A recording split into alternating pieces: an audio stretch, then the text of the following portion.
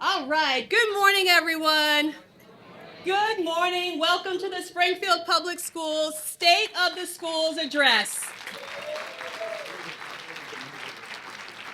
My name is Azelle Kavan, and I am so proud to serve as the Chief Communication Officer for Springfield Public Schools. And I am really pleased to be the MC for this event, the first of its kind. We're making history here today for Springfield Public Schools. But I am not doing this alone. I have a co-MC, JV and the Superstar. Please welcome a young leader from Balliet Elementary School, proud principal, proud mom in the room today, JV De Jesus. Good morning, everyone. I'm Good so excited morning. to be here with all of you today. This is an important event where we get to learn about what's happening in our schools and what's next for Springfield Public Schools. All right. Right. And speaking of what's next, the theme of today's program is a very special word. It's something that the superintendent, Dr. Denal, has touted and embodied since she began leading the district in July.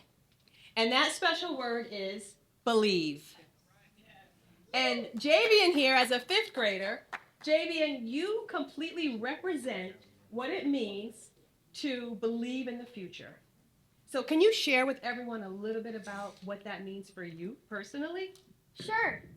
Believe is about having faith in yourself, your friends, your teachers, and the future. It's about knowing that no matter what challenges we face, we can all work together to make our schools and communities even better. Dr. Denal talks a lot about believing in what's possible. She says that when we believe in ourselves and each other, amazing things can happen.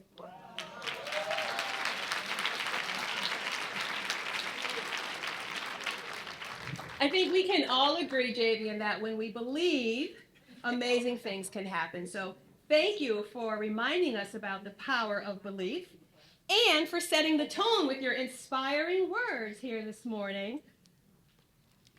So our program today is a powerful declaration of our theme and our motto, our credo, what directs us as a district under the leadership of Superintendent Dr. Denal. And that is educating to empower. And that is grounded in our unwavering belief in our students, in our educators, and in our community. It is a testament to the bright future that we are all building together. So, speaking of the future that we're building together, how about the music that greeted you on the way in?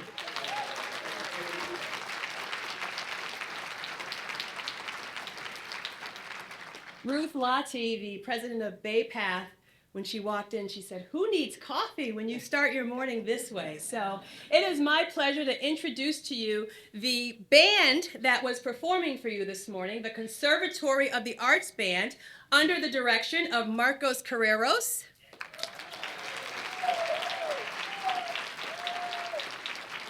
And proud principal Ryan Kelly is somewhere in the audience. Thank you so much for joining us here today, band. You really got us off to a great pumped up start.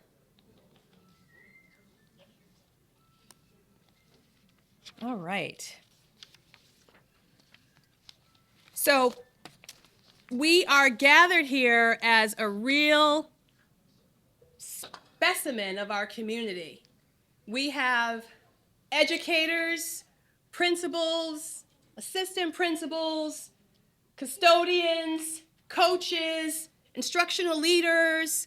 We have principal clerks in the audience. We have community-based organizations. We have folks representing health, safety. We have a cross-section of our community here today. And so I would just like to acknowledge that, and we have some guests that I would like to just take a moment to actually just call them out and thank you for being here with us today. Of course, our school committee is here with us today. Please give a round of applause. School committee woman Denise Hurst, Barbara Gresham, Latonia Monroe-Naylor. We are also represented by some state reps who are here with us today, Carlos Gonzalez, Orlando Ramos, represented by Oyana Crawford, Representative Bud Williams, Senator Adam Gomez, Sheriff Kochi is with us, Police Superintendent Akers is with us, Denise Jordan, Exec Director of Housing for the City of Springfield is with us today. The President of the SCA, Tracy Little Sassanecki. It's always a slippery slope to do this, so hope we've gotten everybody. Just a little bit of housekeeping. The restrooms are just outside of this door. Please help yourself to refreshments throughout the course of the day. This is a working session here today. There's breakfast foods here. You will be provided lunch on your way out, so please take that. If you wouldn't mind putting your phones on silence right now, that would be great. I also want to recognize we have current educators and former educators. The Coalition of Former Black Educators, also known as COBE, is with us here today. Please allow them to be recognized. What is COBE? Coalition of Experienced Black Educators. Okay, all right. Oh, interesting. Okay. And now to officially open our program, we are honored to have an invocation here this morning by Rabbi Green. City Councilor Tracy Whitfield is with us. I told you it's a slippery slope. I think it's just such a strong representation of the support for our Springfield Public Schools that are with us here today.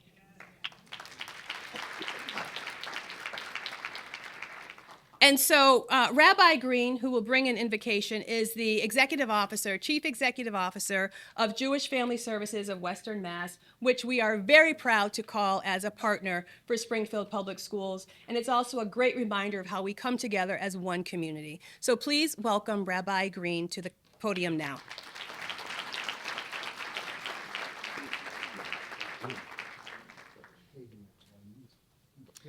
Good morning. My name is Rabbi James Green. I'm the Chief Executive Officer at Jewish Family Service of Western Massachusetts. We are a Springfield-based, 130-year-old human service organization dedicated to serving refugees and immigrants. To share just a bit about our wonderful relationship with the Springfield Public Schools, I want you to know that JFS supported nearly 250 refugee and newcomer youth in the Springfield schools last year. Families from all different backgrounds and educational experiences who spoke 19 different languages. Our youth program supports school registrations, transportation, English assessments, and assists families with parent-teacher meetings, cultural orientation after school and summer camp registration, and provides youth mentoring for teens and adolescents.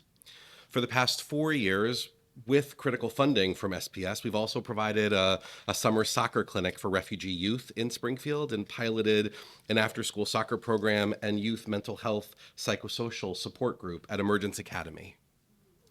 Needless to say, our ties with SPS run deep, and every day we have the privilege of witnessing the incredible work of staff across Springfield's schools as they support students to envision and achieve their success. That work is worthy of blessing, and I'm grateful to be called up this morning to lift that message up. Mi sheberach dorotenu, may the one who blessed the generations before us bless this generation of learners. May they be guided with excellence and diligence by teachers, administrators, and staff who support and nurture them and who infuse a love of learning and a sense of purpose into their education. All of us, parents, educators, students, ask for strength and courage to do this holy work of learning with eagerness and joy. Give us patience and grace with the challenges we will face, and the tools, the support, and the care to find meaningful solutions. Let us remain open to new ideas and never fear raising our hand to explore new possibilities. As school is a place where the community's best resources come together, imbue into our hearts the discernment that we are all created in a shared image. People of all ethnic backgrounds, all faith traditions, gender identities, and sexual orientations, young and old. Let our schools be a place where all are welcome and where our work focuses on raising up the unique spirit of every school community member. Place into the hearts of our school and district leadership the ability to understand, to see, to hear, to learn, and to teach, to keep, to do, and to uphold all that is sacred about the holy work of education. Bless us who have gathered here with the wisdom and understanding to build systems that break down barriers of oppression as they welcome and cultivate resilience for all students. Let them fulfill the ancient call. May the favor of the divine be upon them, and let the work of their hands prosper. Oh, prosper the work of their hands. Thank you.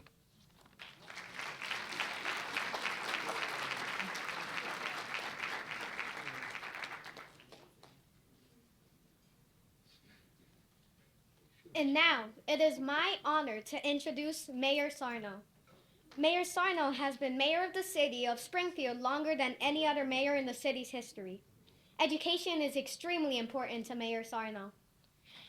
His leadership has helped push the district forward in many ways, including construction of new schools, the addition of preschool classes in every elementary school, and much more. Please welcome Mayor Sarno.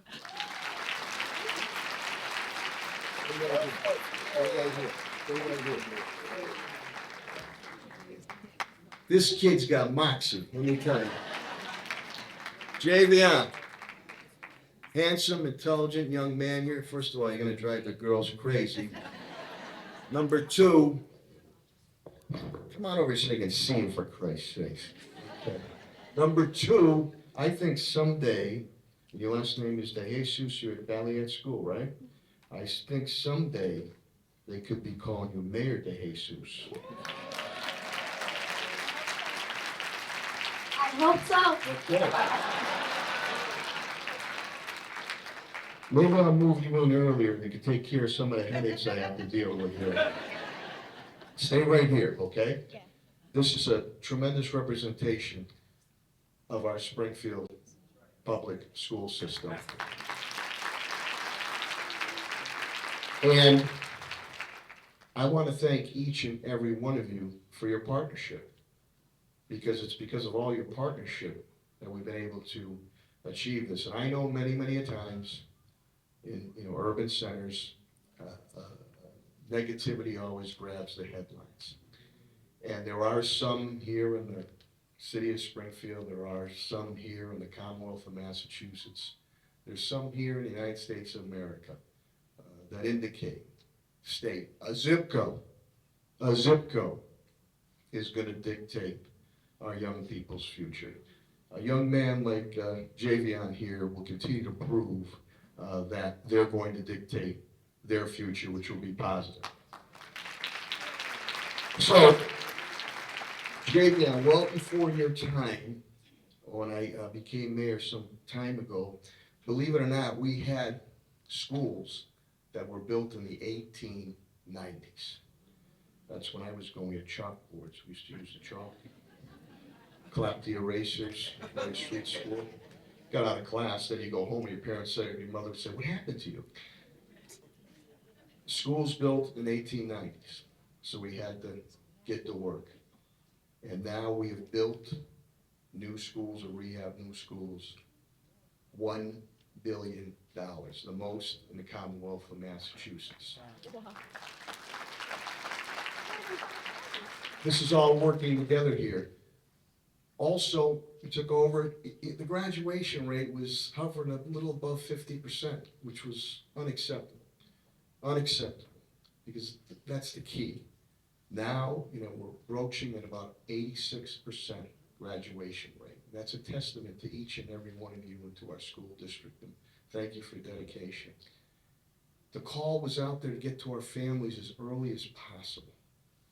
So what did we do? We became another first in the Commonwealth of Massachusetts. The first to offer full-day universal pre-K education to every one of our family members. That's interesting. And he's in my school now. He is too? Is he really? Yeah. Do you keep an eye on him? Yeah, but he's all the way downstairs. He's all the way downstairs. He's in good hands.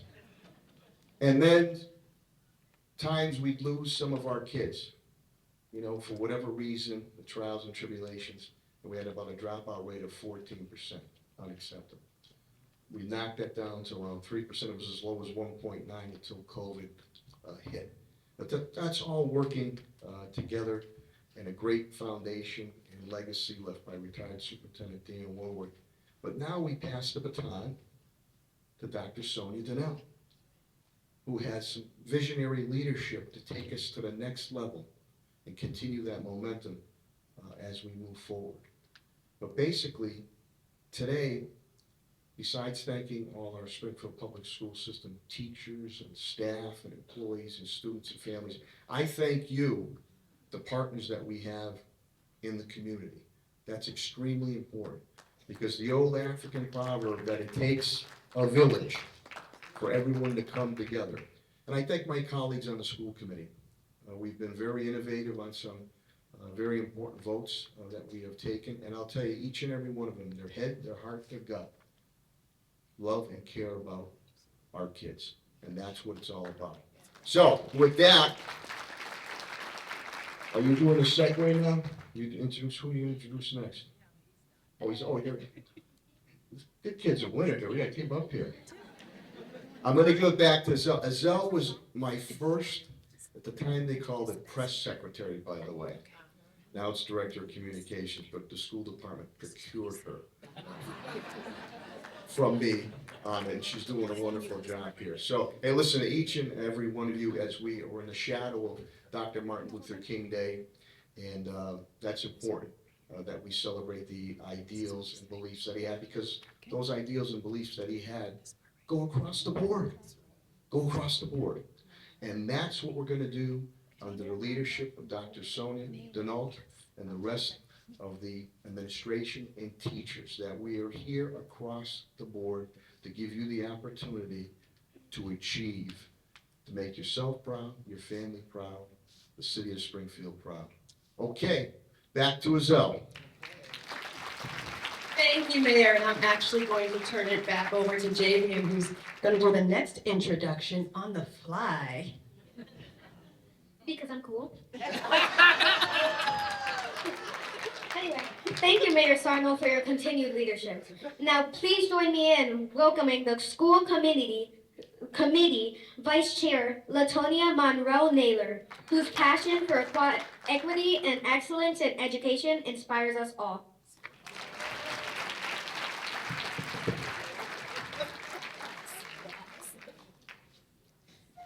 Thank you, Javian.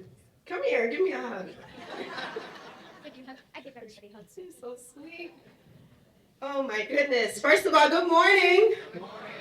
Good morning. I am here and so honored to be here to welcome you on behalf of my colleagues, Mrs. Denise Hurst, Mrs. Barbara Gresham. Stand up, y'all, so people can see y'all. I want to thank you all for being here on behalf of my colleagues. I bring you greetings from the Springfield School Committee. I want to recognize our Honorable Mayor, Mayor Dominic Sarno, and our innovative and visionary leader, Dr. Sonia Donnell.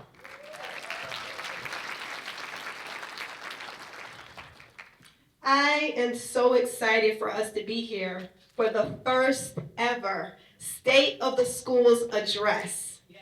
Clap your hands for that. It is very important that we come together not just to share, but also to remind everyone that Springfield has a core of individuals who are committed to doing the work, committed to rolling up the sleeves, committed to sitting in the meetings, committed to doing the long hours to make sure that we can create change, not for ourselves, but for our students, for our educators, and for our staff. So give yourselves a round of applause. I thought about the saying that Mayor Sarno mentioned, which is one of the things that I often say through my nonprofit, that it still takes a village. It does still take a village to raise a child, but I want to add it takes a village to lift up a community, and I want to add that it takes a village to move this district forward. And it is very important that we don't forget how we got here, that we don't get weary in the things that we've done, and sometimes we get overwhelmed because it feels like it's just not happening fast enough. But we are here to let you know, and today, and Javian is a very, very vivid example of why it is important that we continue to do the work, that we continue to roll up our sleeves, and we continue to press each and every day to do what's best, again, not for ourselves, but for the betterment and the education of all of our students. So commendable for us to sit here, but it's more commendable for us to do like when I was growing up, we used to say, don't just talk about it, be about it. Let's not just talk about it today. Let's continue to be about it, because it is all about our beautiful children who are going to continue to change the world, and greater will come if we all do it together. So with that, I'm going to be brief and be seated, and thank you again for being here today. God bless you. Thank you, School Committee Woman Monroe. And next, I have the distinct honor of introducing 3 students who exemplify the brilliance, the creativity, the capability of our students throughout our district. First, we have Brianna Jones, who is, give a wave, Brianna. She's a senior at the High School of Science and Technology. Where's our proud principal over there, Kevin Lilly? Brianna's impressive project on bathroom accessibility won her praise and distinction from the state in a recent statewide civics showcase.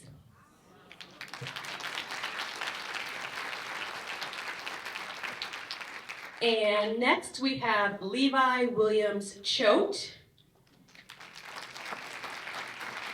Levi is a freshman at Central. Where's our Central principal? There he is, Dr. Clocars. Levi also participated in that same civics showcase. He focused on mental wellness, student mental wellness.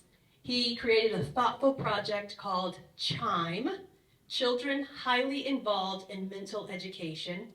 And he was also recognized statewide for his planning and his impact of that program. And finally, please give a round of applause for Ayana Rodriguez, a proud senior at the High School of Commerce. She has taken her entrepreneurial spirits to new heights through her participation in a program called the Network for Teaching Entrepreneurship. She created her own company. It is called Dancing Broke, based on her experience as a dancer and the challenges she faced. And she too received statewide recognition and commendations. So we're just gonna have a brief conversation. Let's start with you, Brianna. Let me bring you the microphone.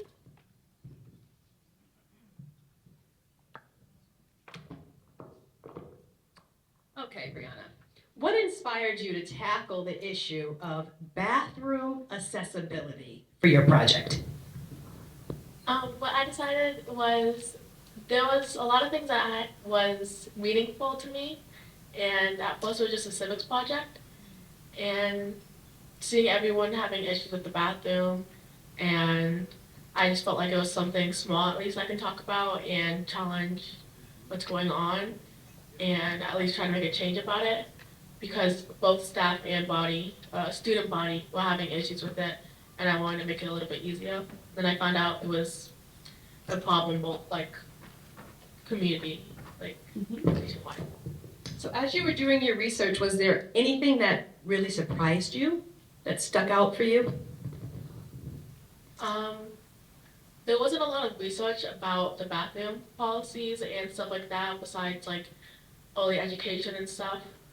But what really did surprise me is when I was talking to people when I was presenting my project, is that it meant a lot to people, and that um, the issue wasn't really the bathroom itself, but communication between the students and staff.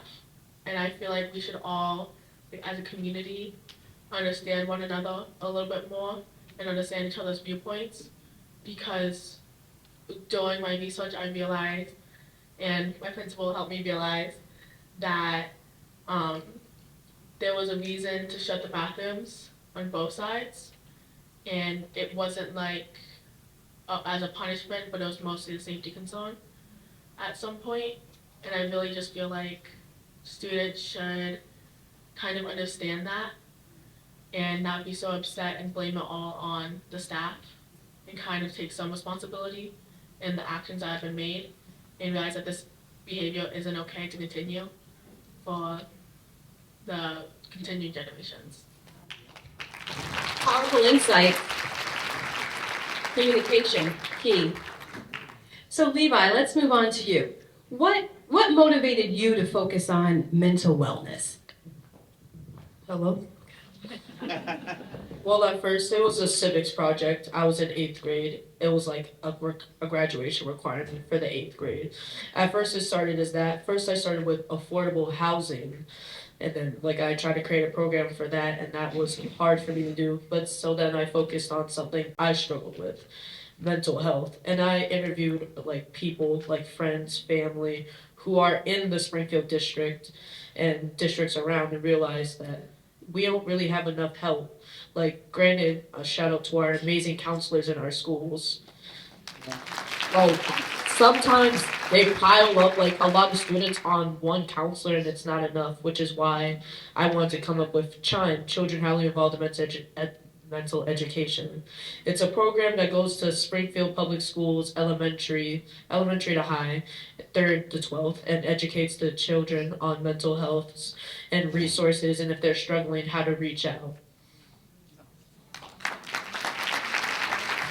So ultimately, Levi, what is your hope? What is your vision for the impact of your project? My vision is that I take it further and I actually make it happen for the Springfield district, because like I've seen multiple people struggling, and like me it hurts, and I want to make change in my community for the better. And my vision is, I hope that someday in the future that this will become true, and I help multiple students in my community, and people have a voice to speak out on their community, so in their community, so they know they're not alone. That's the main goal of all of this. Terrific, Levi. Well, you're in the right place. The superintendent is just right over there. He said, "Where's the superintendent?" And representing the High School of Commerce is Principal Gothier in the audience. Let's give a shout out. Proud principal over there. Ayana, so tell us what inspired you to create your business, Dancing Broke. Good morning, everyone. I'm gonna stand up for you guys. Thank you. Okay, as a dancer for about 15 years now, what inspired me to start Dancing Broke is how expensive it has been. Over time, as a dancer, you get fees on top of costumes, of competition fees, hotel rooms, and traveling. I wanted to start Dancing Broke to bring together a community of dancers who want to explore and expand their dancing life. As a dancer myself, you get limited to certain styles and not more, so you can't expand it, you can't learn new things. I wanted to bring different cultures in and make sure we have different styles and different teachers. I also wanted to make sure it's at an affordable price. As a dancer myself, last year I had to pay a total of $250 or $150 each competition for a solo. That gets pricey over time, and as a senior now, I wanted to save up for my senior dues. And over time, I've realized that I feel as if like $10 classes should be good. It should make myself a profit and make sure it expands and reaches out to my community. And so the organization that you did this project with is called the Network for Teaching Entrepreneurship. How has that impacted your life and your future? Okay, with working with Nifty, I thought it was a really small, just a short assignment that I had to do, but shortly to this unknown that I've started to represent myself in a crowd just like this. As of last year, around May or June, I went to Boston to represent myself in front of a bunch of banks that Nifty had inspired me, and it showed me how to speak out in front of a crowd like this. And in October of last year, I went to New York. It wasn't just statewide; it was national. I've met about 50 other entrepreneurs that were just like me, and they showed me how to represent myself, how to build with companies, and how to explore different options within yourself. So we're here talking about the future of the city and our community, and we're looking at it right here. Thank you all. I also want to point out that Levi was recently interviewed for PBS on his project. And so when that airs, like us on Facebook and you'll be able to see the whole interview in its entirety. Thank you, students, for joining us today.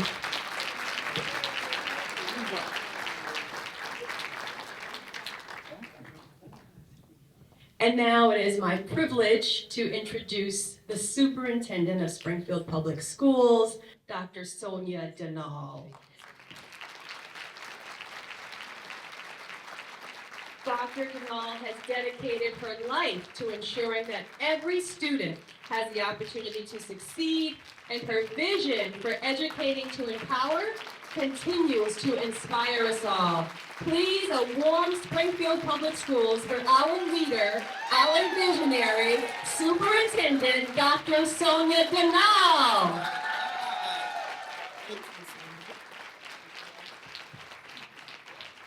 Thank you so much for that warm welcome. I am so humbled by your standing and for your applause, and I am really grateful to be standing before you, looking out among so many familiar faces.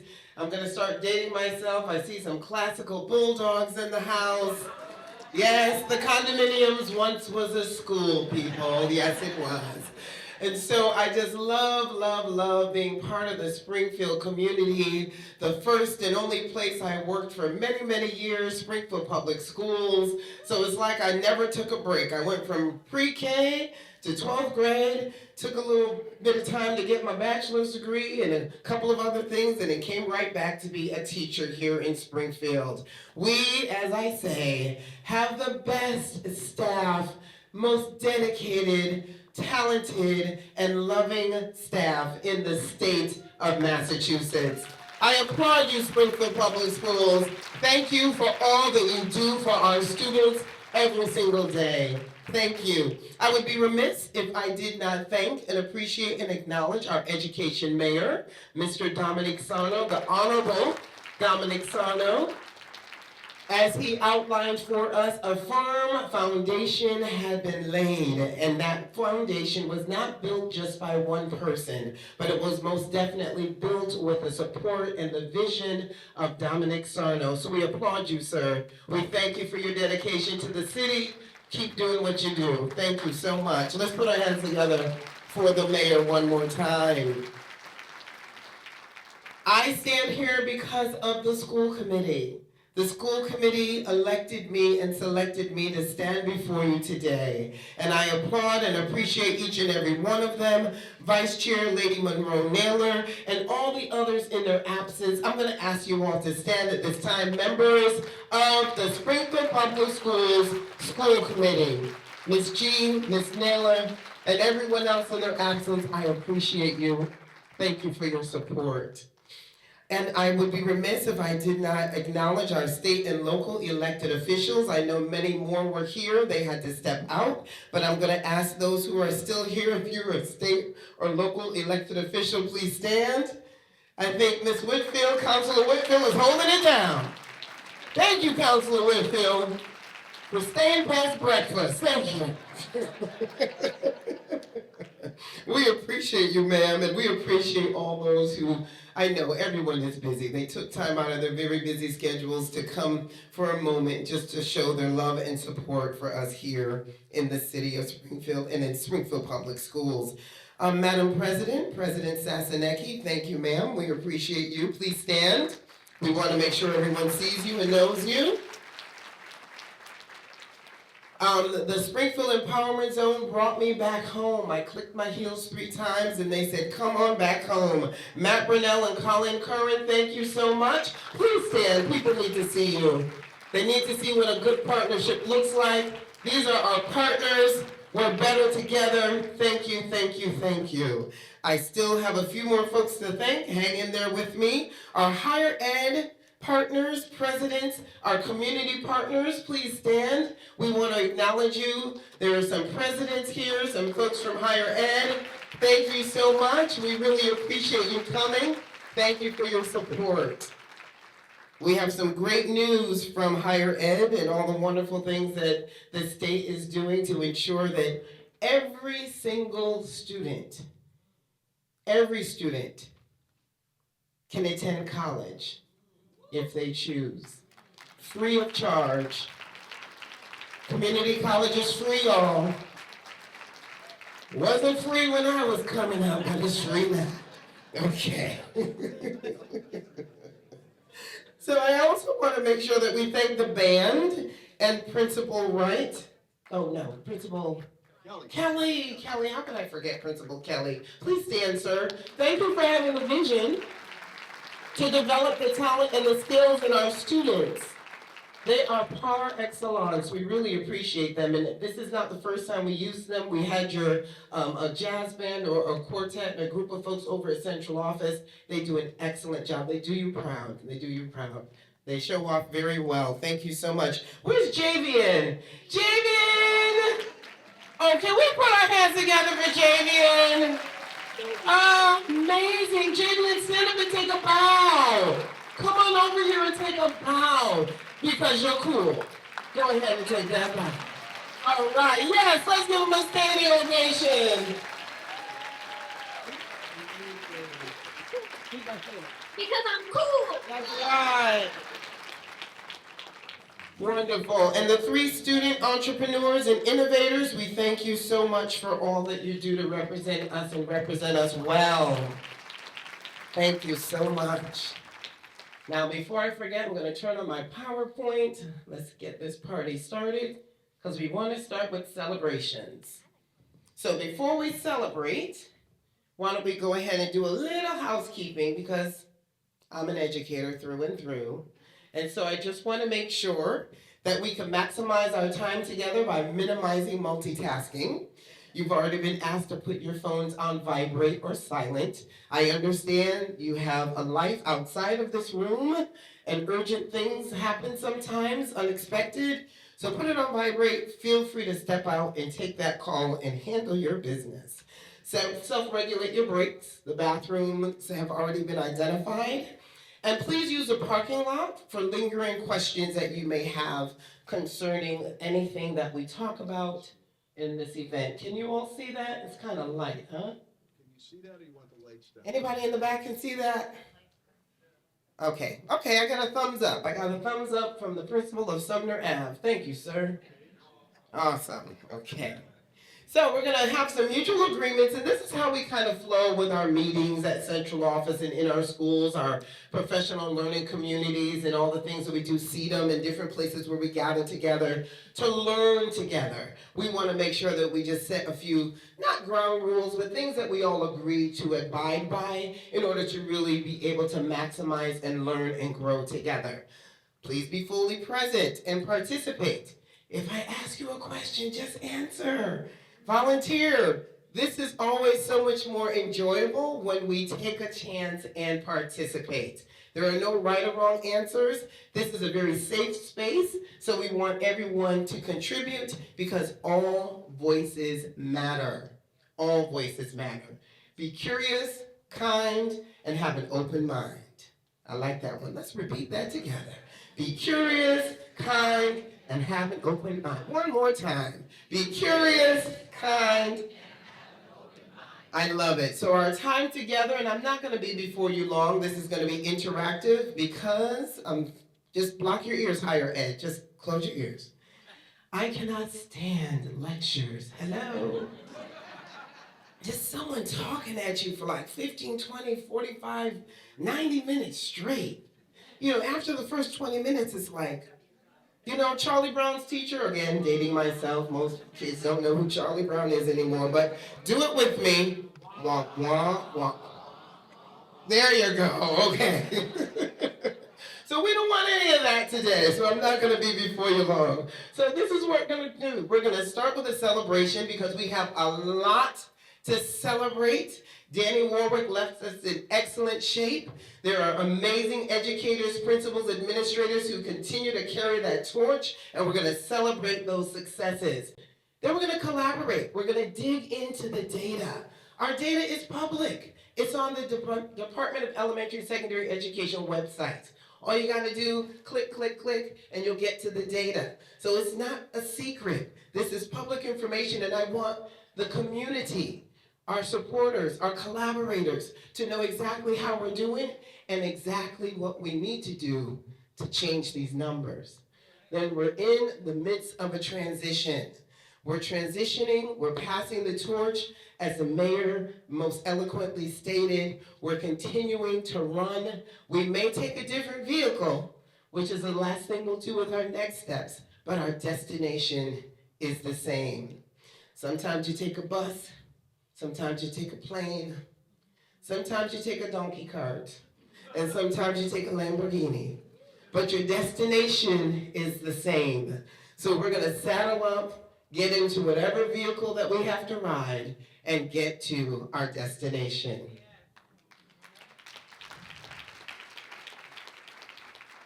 So this is my favorite part of the day, and it is my opportunity, my pleasure. I'm just so excited to be able to honor the hard work, the dedication, and the excellence of our school-based leaders and our teams that support those leaders in getting the student achievement results that we're going to brag about and boast about and celebrate today. I want you to get excited because the numbers that are here are not just numbers on a page, but they represent changed and transformed lives. These are our children, y'all. These are our children. So we are going to celebrate all the wonderful things they achieved this year. So when I came on board, of course, I'm no stranger to the MCAS. I remember when the MCAS was rolled out. It was in when I was still a teacher at Forest Park Middle School. And I remember this thing called MCAS. And Carol Fazio called me in her office. And she had this look on her face of confusion and fear and trepidation. And she started telling me about this brand new assessment called the MCAS. We had gotten rid of the Iowas, and now the MCAS have come to become our reality. And I remember being in the room with her. And part of the fear was that it was like you had to promise to name your first child after the commissioner because the security on that thing was so tight. You were afraid to miscount anything, to misplace anything. Oh my gosh. So the two of us were huddled in our office. I kind of think I shut the door and pulled down the shades, and we counted everything, and we packaged everything, and we were so nervous because it was the first time we had ever done this thing called the MCAS. Well, fast forward many, many, many decades later, and our reality is the same. The MCAS are still with us. It has changed, many iterations, many different things have come and gone, but the desire to see our students achieve on a standard of excellence remains the same. And that's my definition for the MCAS. Desiring to see all students, regardless of color, creed, or zip code, to perform in a way that will position them to be the great world changers that we know they are, to continue to support and develop the Javians and so many others as they become who they were meant to be. So we started this thing called the 500 Club. And the 500 Club is based on the MCAS. This chart that you see here before you shows you the color band in which we know that our students are excelling and doing great things. Red, we already know, is not necessarily where we want them to be. But unfortunately, for a variety of reasons, that's where some of them are. Yellow, which means they're partially meeting expectations of excellence and being able to demonstrate their excellence on standards. They're almost there, but they need some support to be pushed over beyond 500. And that's what we celebrate today. The following schools represent over 1,000 students who have achieved this greatness. The 500 Club, they are meeting and or exceeding expectations on this standard of excellence. Put your hands together for yourselves because you all are making this possible. So, without further ado, we're going to call up the principals who made this possible. And we know they're not alone. We know they have a dedicated, talented staff right there in their buildings, rolling up their sleeves on the front line every day, helping them make it happen. We appreciate you, principals. We thank you for your leadership and your hard work and your dedication. And I am going to call at this time Harris Elementary School Principal, come on up. Principal Harris. Are you here, Principal? Oh, there she is, Principal Harris. Let's put our hands together. Come on. Principal Harris, she and her team have achieved a score and they are being inducted in the 500 Club for their excellence and hard work in math grade 4. Congratulations! Thank you. Come on up, JV, and you gotta give her her trophy. Yes, and her flowers. Which one is her trophy? It says Harris on it. Where's Harris? I don't know either. There it is. Okay, great. Trophy, a gift, and of course we have to give you your flowers while you can still smell them.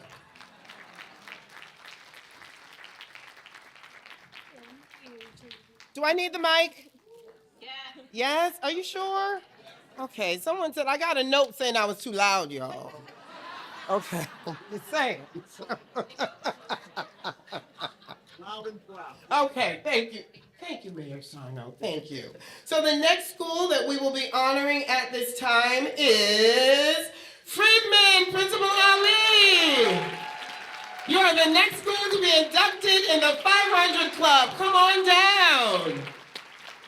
I feel like we should be playing Isn't She Lovely? All right, beautiful. Your amazing trophy, your amazing gift that I don't know what's inside, and your amazing flowers. I'm just going to hand the mic over to Javian now. You should hear his dialogue. He's like, here's your gift, your amazing trophy, your amazing bag, I don't know what's inside, your amazing flowers, congratulations. Javian, just stay here.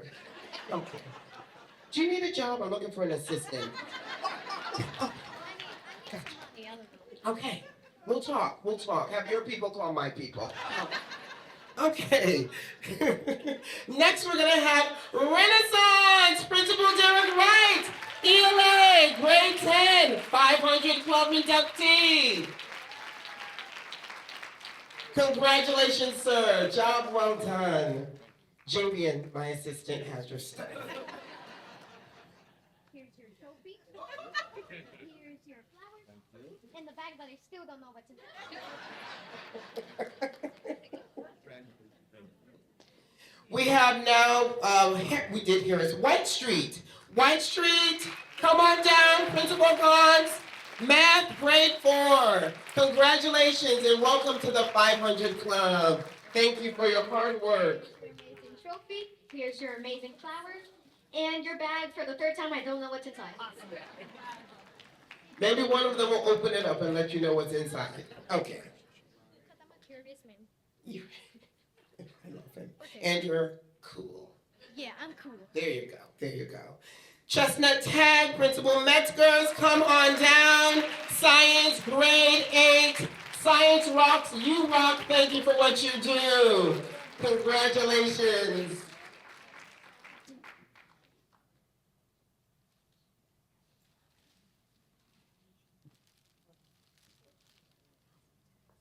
Wonderful. Tag has more than? Oh, I only have science 8 on my list. Okay, here we go. I'll hold the mic, you say all of them. Okay. Math, grade 8. ELA, grade 8. Science, Grade 8. ELA, grade 6. And ELA, grade 7. All right.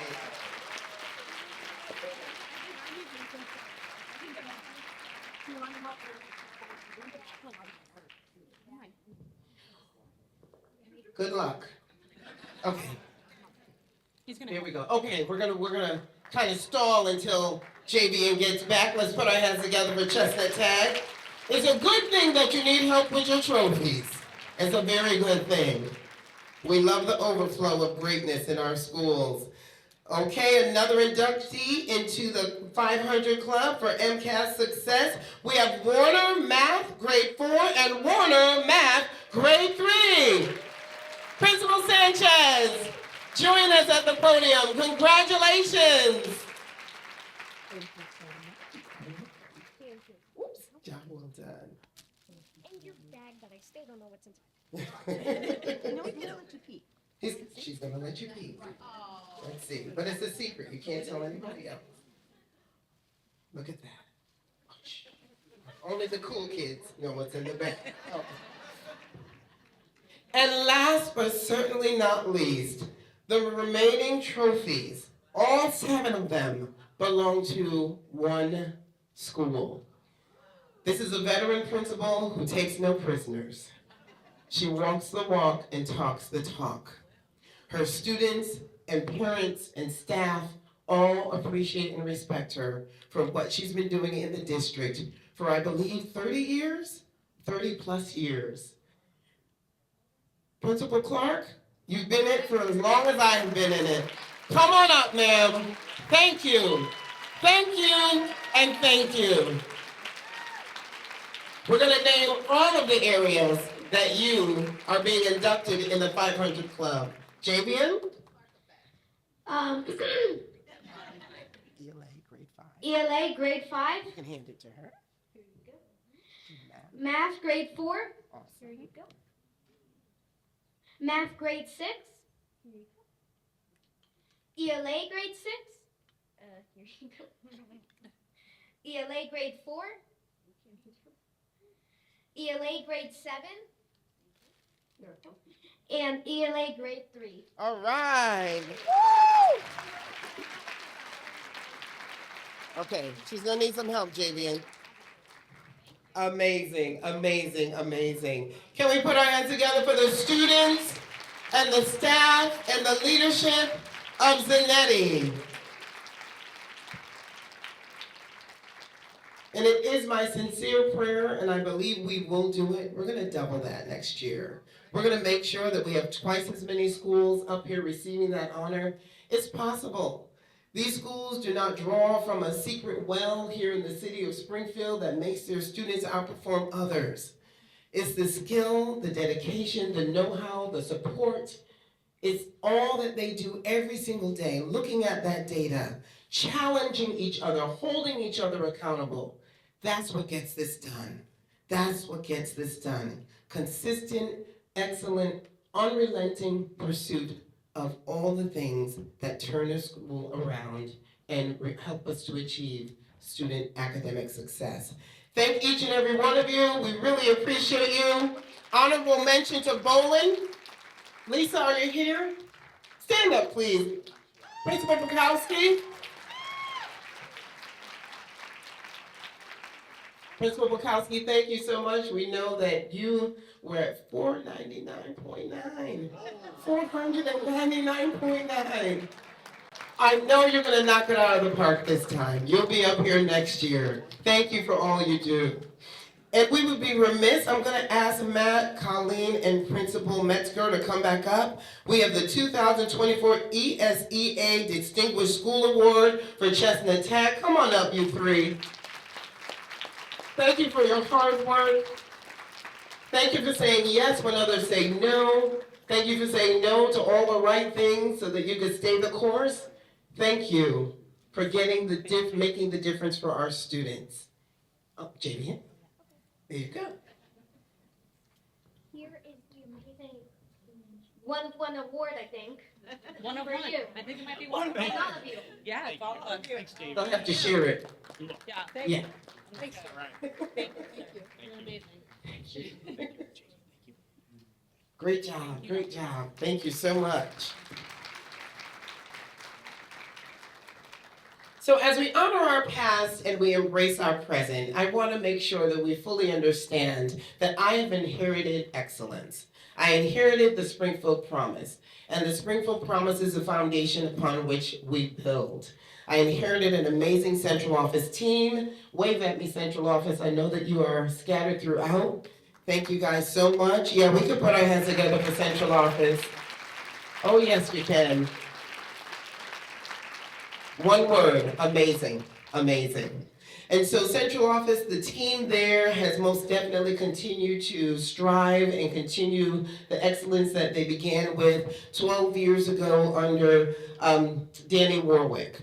The vision, I've said it publicly, I've said it privately, the vision of Universal Pre-K is a game changer. A game changer. We're going to have our kids reading sooner than you know it, and you'll hear more about that as we talk about the vehicle that we're going to take to get to our destination of the Portrait of a Graduate. But I just wanted to remind us that Rome wasn't built in a day. And I know that my predecessor had many years and a whole lot of support to lay that firm, secure foundation. And we hope to do the same as we endeavor to just continue to do our level best to support our children and to help them achieve greatness day after day after day in every classroom and in every school. 100 days of believing. 100 days of believing. Raise your hand if you are a believer. Raise it high and proud. I need all of the believers in this room to know that you can make a difference. Thank you for believing in our students. Thank you for believing in your staff. And thank you for believing in yourself that you can make a difference. So my first 100 days were days that I chose to believe. I chose to believe that we could definitely get the job done for our students. And I'm still believing. So as I listened and learned, I listened with ears that were full of hope and expectation that our students will become top achievers in the state of Massachusetts. Remembering many, many months ago, before I started on July 15th, I started with an entry plan. And that entry plan had 3 phases, and it had 4 essential priorities. Those 3 phases, we're currently in phase 2, and we are working diligently to revive and redesign. Some of that work has already begun, and you'll find that from our initial achievements over the first 100 days of my time as superintendent, you'll see where some of the revision and redesigning has already taken place. Wanted to just remind you of that transition plan and jump right into essential priority number 1. We had some key findings in that priority. There were some things that were eye-openers around relationships and leadership. We know that our schools are run by talented and committed leaders. We know that our classrooms are full of teachers who believe that they can make a difference. But we also noticed that there was a difference in the level of expectations. We noticed that there was a difference in the amount of support some of our leaders received. We also noticed that there were some things that were getting in the way that we were creating, like the number of meetings that you have to go to, or the number of times you have to leave your building. So those are the things that we were looking at. And as I listened and learned, we started to make some strategic and intentional decisions so that we could achieve some early accomplishments in EP1 of leadership and relationships. We took a look at who was supporting our new principals, because you don't know what you Don't know. And so I would hate to hold a new principal accountable for what they don't know and expect them to just be able to perform on this high level in their first, second, or third year. So we took high-performing principals who had the track record of success to become mentors to our new aspiring leaders. We made sure that we paired them up with folks who knew what they were doing, who had already learned from a number of mistakes, and who survived and began to thrive as a building-based leader. That was one strategic move that we did, very intentional, very deliberate. We developed the Academic and Student Support Services for Equity team. We call it ASSET. We meet every Monday. We gather together, several of us in that conference room downtown at 1550, and we pour over the data. We discuss what's going on with our children and how we can better support and be in service to the work that happens every single day in every single school in every single classroom. Central office is in service to the buildings. Central office is in service to the buildings. Central office is in service to the buildings. That's why we exist. We don't sit in an ivory tower, passing out edicts, demanding that you do certain things. We're entering into a collaborative space of support, mutual respect, coaching, listening, and making sure that we come up with solutions and strategies that work for those who are tasked with implementing them every day in the buildings.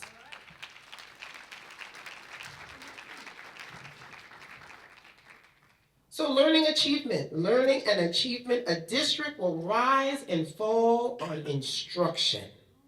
The research is clear. Instruction, instruction, instruction. In real estate, they say location, location, location.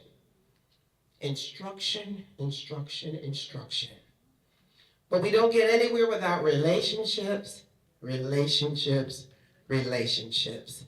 So as we took a look at essential priority number 2, learning and achievement, we found a few things out during the 100 days. We found that many teachers are brand spanking new or did not take a traditional path to the classroom. How are we supporting them? How are we acknowledging that there are significant gaps? Even if you do go to teacher training, there are gaps. Because when that rubber meets the road, and Johnny has asked you for the 10th time in a row to use the bathroom, and you're trying to teach the whole class, and then you got another one in the corner who is crying and visibly upset, and here you are trying to drill those algebra facts, they don't teach you that in college. So how are we supporting our new educators, those who have been teaching for 3 years or less? We also wanted to make sure that not only using data in just isolated schools, pockets of success, but how do we move using data to make instructional decisions to a more systematic and systemic approach? There are some schools that are knocking this out of the park. There are some schools who know data and can talk data and use that data to drive instructional decisions that push student achievement.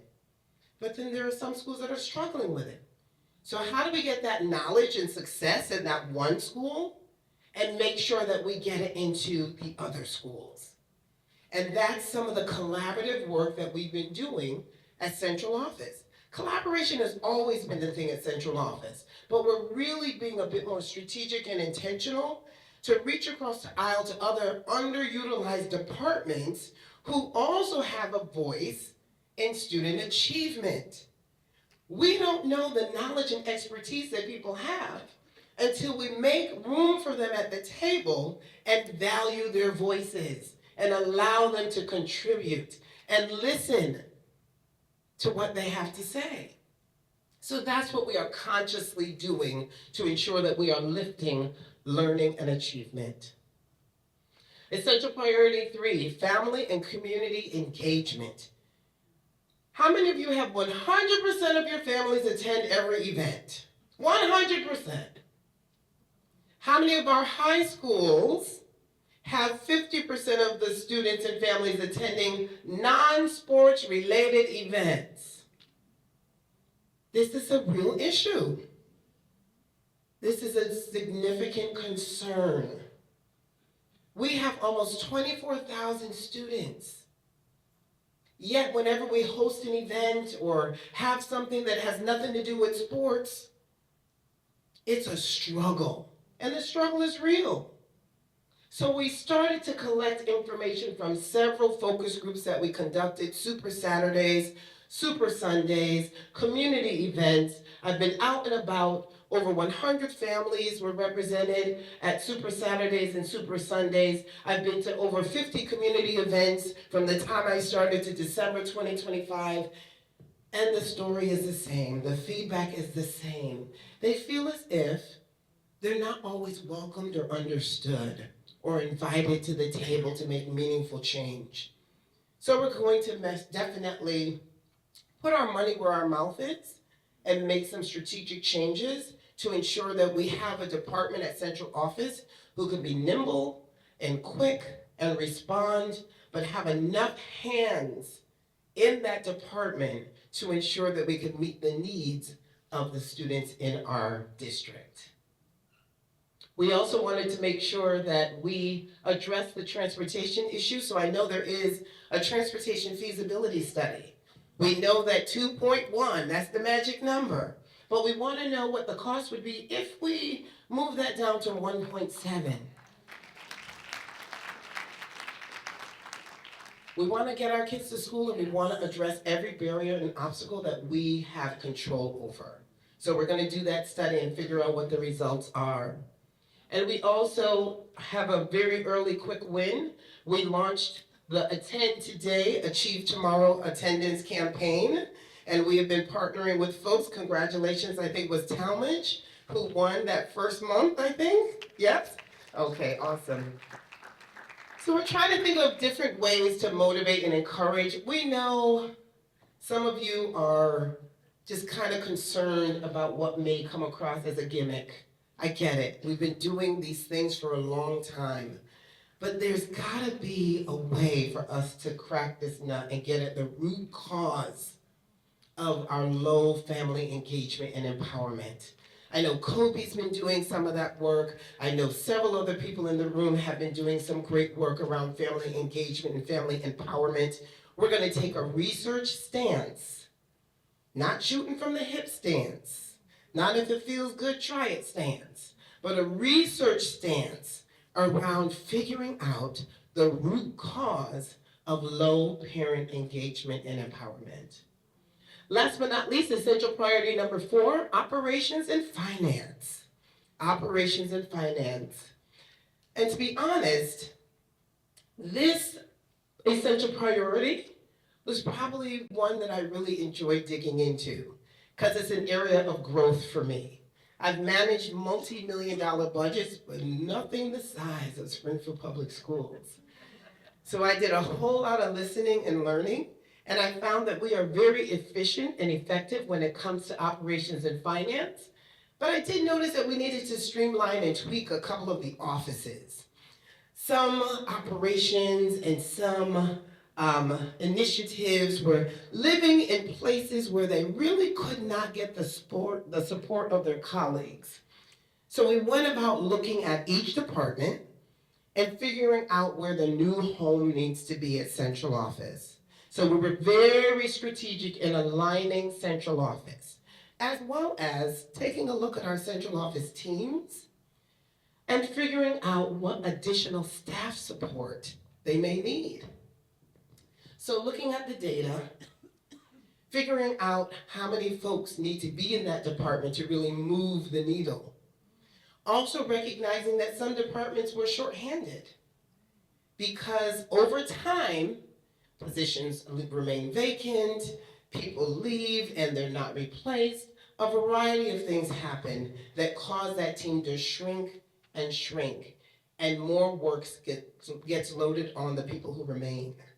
And we all know being overworked is not a good feeling, and you can't work at your top level of efficiency. So we're gonna really take a look at who we need to hire, what positions we need to reinstate, what we need to do in order to make sure that everyone feels as if they are successful at the end of their workday. No one wants to feel as if they're spinning their wheels and getting nowhere fast, or that you're just a hamster on the wheel and not making any kind of change or influence. So we're gonna make sure we have the staff in place that everyone can feel as if they're making a meaningful contribution with the right amount of support. How we doing? Doing okay? Awesome. So now we're gonna move on to the last part of the presentation, educating to empower. Educating to empower. And I am always so excited when I see the face of our children. How can you look at that and not smile? Aren't they wonderful? Can we just put our hands together for our kids? They are awesome and phenomenal. I mean, every time I walk into a building, I'm just blown away at how respectful they are, how kind they are. And as you get into the upper grades, you see more and more of students like Javian. He's awesome and amazing and very cool, by the way. But he is not an anomaly. He's not a one-off. We have hundreds and hundreds and hundreds of thousands of students just like Javian.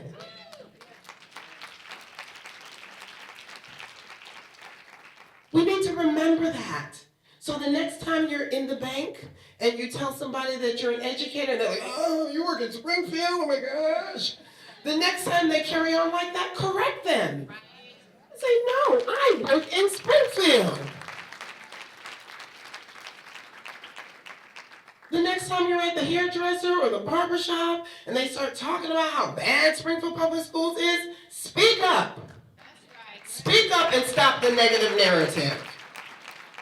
Because we have so much more good going on in this district than bad. And it's up to us in this room to draw a line in the sand and say, no, you're not coming over here with that negative talk. Stay over there.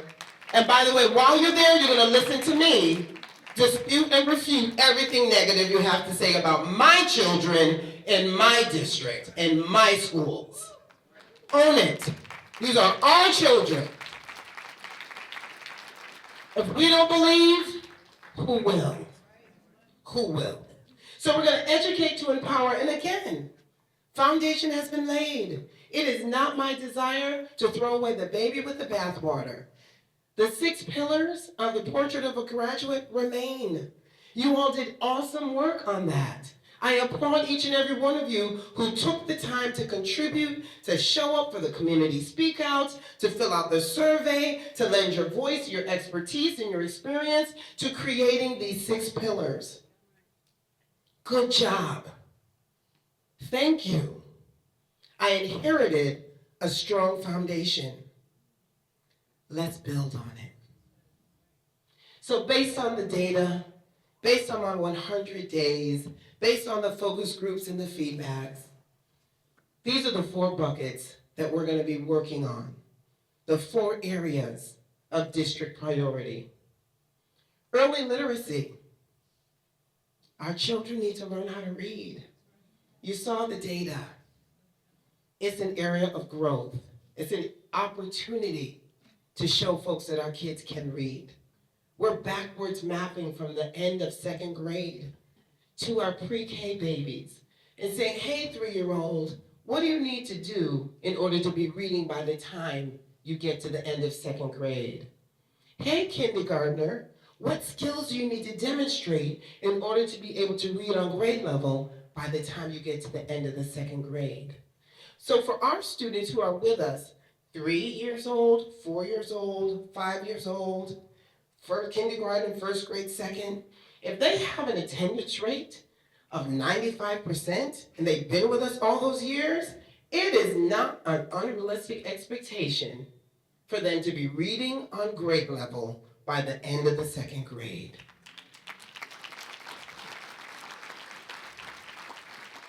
You know why? Because we believe in our ability to do it. And we believe in the students who sit in front of us. Middle school transformation. When I was in middle school, we offered pre-algebra. Remember that? For those of you who remember pre-algebra in 7th and 8th grade, algebra in the 8th grade. When I was a teacher, we offered pre-algebra and algebra. In the middle school, what happened? Why did that change? What were the obstacles and barriers in the data that we saw that scared us so much that we decided to remove that opportunity from the middle school? And how do we address those barriers and obstacles and issues that would allow us to think strategically about bringing them back as we transform our middle schools?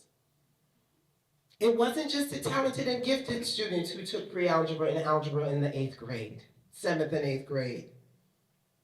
Right there at Forest Park Middle School, we had 2 or 3 classrooms of 8th graders who had algebra.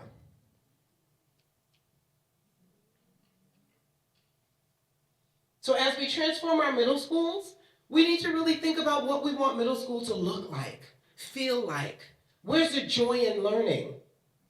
Again, I'm gonna date myself. Kylie, wood shop, metal shop, choir, sewing, home ec.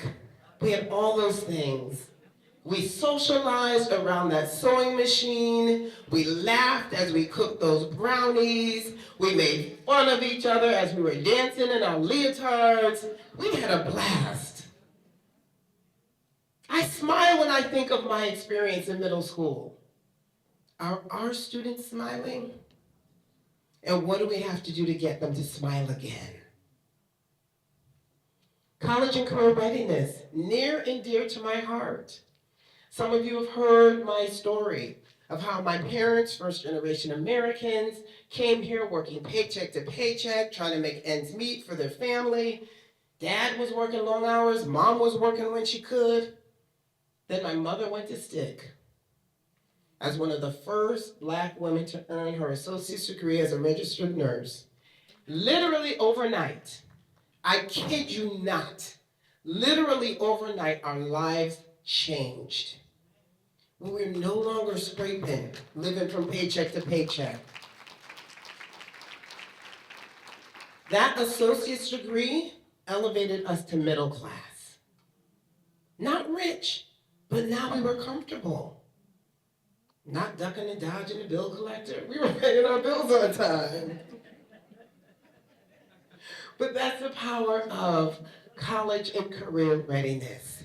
So how are we preparing our students to take whatever path they choose, be it college or career? But the skill set is the same. So the skills that you need to be successful in college are the skills that you need to be successful in career. So we're not going to separate the two, and we're not going to make those decisions for students. We're going to look for the perfect fit for their pathway and allow them to be great. But we're not going to leave them once they graduate. We're not going to just leave them to flounder on their own. That's the 4th bucket, post-secondary success. We've got to follow them for at least 1 year. We got to build that bridge from that senior year to their first year of whatever it is they decide to do. How do we know what vocational job they received? What's that salary? Did we prepare them to be successful? Went to the credit union, saw our valedictorian as a teller. How are you? It's so good to see you. What's going on? How's life treating you? Oh, I was at the Elms for a year, but then my money. How do we help her get back to the Elms? And how do we make sure that every valedictorian and salutatorian and 2.0 or 1.7, whoever they are who wants to get to college, gets there, stays there, persists, and is successful? That's on us. We're the ones who hold the key. We can do this. We can do this. So, in closing, we have a call to action. Do you believe? Do you believe? Do you believe we can do this for our students in Springfield? Do you believe we have the skills I believe we have all the answers in this room and in the community. I believe the sum total of our knowledge, expertise, and experiences can help us come up with the innovations and the strategies that will allow us to truly set a high bar and have our students achieve and exceed that bar. I believe, y'all. I believe. I really believe. I'm not just standing up here saying it. I sincerely believe. I believe. I believe in you. I believe in me. I believe in our community. I believe in our families. I believe in our students. We can do this. Shoulder to shoulder, hand in hand, heart to heart. We can do this together. So coming together is a beginning. Staying together is progress. Working together is success. Do you believe? Unity is strength. Where there is teamwork and collaboration, wonderful things can be achieved. Do you believe? Alone we can do so little. Together we can do so much. Do you believe?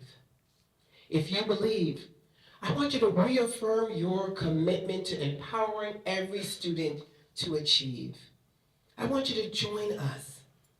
Use your phone to scan that QR code and complete that call to action form if you believe. We need you. We need you in our groups, our focus groups. We need you as we take a look at our strategic operating plan. We need your voice. We need your experience. We need your insights. We need to know your hopes and your fears. We need to know what you know so we can come together and achieve for our students. Do you believe? Remember, children are likely to live up to what you believe of them. I appreciate each one of you. I thank you for your time. You all are amazing. Thank you.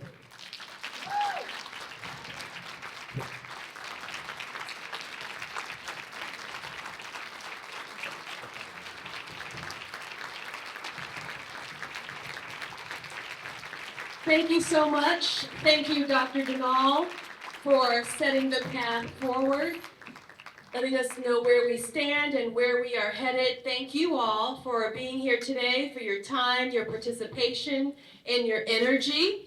We are getting you out on time, actually a little bit ahead of time, so you're welcome. And I just want to let everyone know, please grab a boxed lunch on your way out.